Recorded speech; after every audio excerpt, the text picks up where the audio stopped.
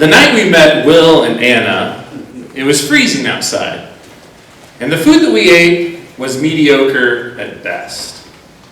I know this because it was freezing outside every night that winter, and the food was always very mediocre. It was pretty much the classic couple meeting another couple. Can you believe how crazy this winter is? I know, it was 20 degrees below zero on the day we moved up. We had moved to the suburbs of Chicago, my wife Charity and I, to work for a community center. We volunteered at places like this homeless shelter. We ended up hanging out with Will and Anna every week. We would eat together, we would watch TV, we would play cards.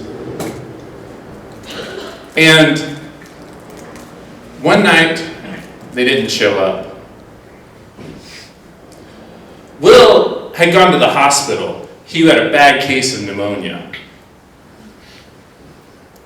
We went to go see them, and they said they would only keep him for a few days, but he really needed to stay inside for a couple weeks. My wife Charity and I walked out of the brightly lit, sterile hospital room, and we looked at the cold winter day outside, and we talked about how we could really help. See, we were new in town, and we really needed people in our lives. We have this need for community that's greater than just the two of us. So we went back into Will's hospital room, and we said, "Would you like to come stay with us until you get better?" They looked at us shocked and grateful and said, "Yes." Now, our apartment was small, 700 square feet small. The bed in our guest room just barely cleared the door.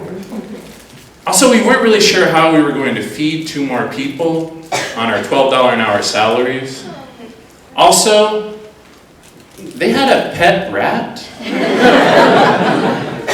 which wasn't ideal, but we were doing something good, right? We were helping all these people who needed a home. And the first few weeks went great. Will started to get better, we would eat dinner together, Anna would help clean up around the house. And my boss at the community center, he had nicknames for everybody.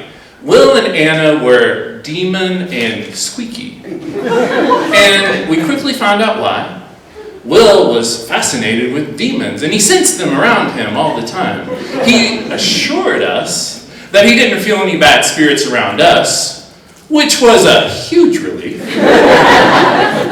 Anna spoke in this high, babyish voice, even though she had a normal adult voice. They stayed with us for a few weeks, and Will recovered, and we let them continue to stay with us. Around this time, my wife Charity started getting sick. We went to the doctor, and sure enough, she now had pneumonia. And I came home from work one day, and I saw Demon and Squeaky sitting in our only chairs watching TV. I walked over the trash and the clothes that had begun to fill up our already small space. I walked over to the kitchen and opened the fridge, empty. And I looked around at a bunch of half-empty, half-full cans of soda that littered our kitchen.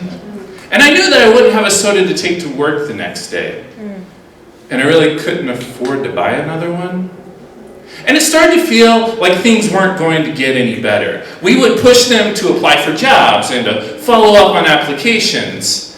But they would give excuses as to why they didn't really want to work a particular job, or they just wouldn't call places back. Will even talked about how he was satisfied with the service he had received at the homeless shelter. Like he was leaving a Yelp review. We got to where we would go out to eat or watch TV at the community center just to avoid going home. We could no longer come home from a long day and crash by watching Lost in our PJs. We couldn't invite other friends over. We had wanted people in our lives, but now there were people who were always in our space, and it no longer felt like our space. We felt isolated and alone. And of course, there was the rat. You remember the rat, right?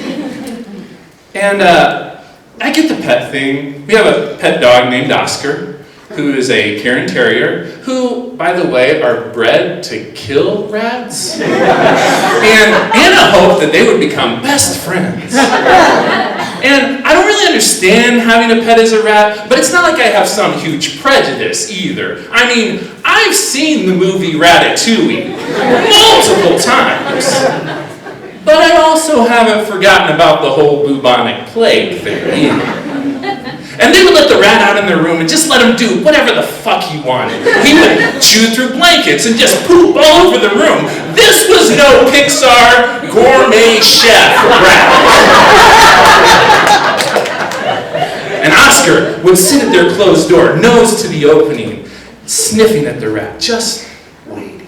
And one day, Anna left the door open a little too far for a little too long, and Oscar saw his chance. He lunged into the room, teeth paired, grabbed the rat by the head, and crack! Snapped the fat bastard's little neck.